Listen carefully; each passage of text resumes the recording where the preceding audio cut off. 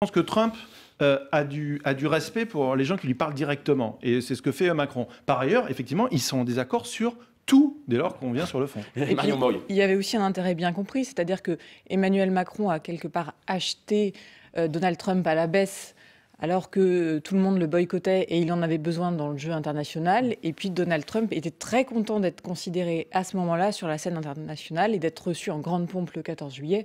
Donc il y avait aussi...